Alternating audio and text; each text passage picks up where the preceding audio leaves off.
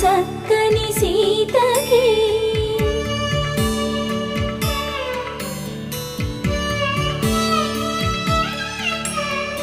ఎర్ర జాబిలి చేయి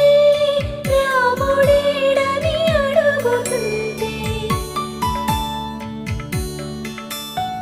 చూడలేదని పెదవి చెప్పే చెప్పలేమని కనులు చెప్పే నల్ల పూసైన